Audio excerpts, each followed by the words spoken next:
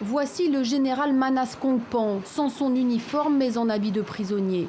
Cet homme est soupçonné d'être la cheville ouvrière d'un immense trafic d'êtres humains.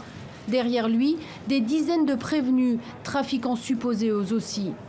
Un immense réseau mettant en cause policiers, politiques et hommes d'affaires. En mai dernier, une vaste campagne de répression contre les passeurs est lancée par les autorités thaïlandaises. Non loin de la frontière malaisienne, des charniers, des camps dans la jungle et des bateaux de la mort sont découverts. Les victimes, des Bangladais candidats à l'immigration, des Rohingyas aussi persécutés en Birmanie. Le trafic aurait duré de janvier 2011 à mai 2015. Le procès qui vient d'ouvrir risque lui aussi de s'éterniser. L'examen des témoignages et preuves pourrait prendre environ 2 ans, selon la procédure de la Cour. Tous les suspects ont nié les accusations et veulent se défendre. Selon les accusations, les prévenus auraient laissé des victimes mourir de faim, sans soins, abandonnées dans les montagnes. Des soupçons corroborés par la découverte à l'époque des camps de détention.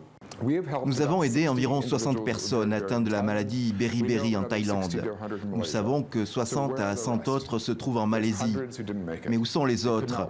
Il y a des centaines qui n'ont pas pu marcher. Certains sont allés en Malaisie dans des brouettes. D'autres ont fait le trajet sur le dos de leurs amis. Mais beaucoup d'entre eux, peut-être des centaines, sont enterrés dans la forêt entre la Thaïlande et la Malaisie. 500 témoins sont attendus à la barre et le récit des survivants laisse peu de doute sur l'horreur de ce qu'ils ont vécu et sur ce à quoi ils ont échappé. Sans paiement de rançon par leur famille, l'issue était souvent fatale.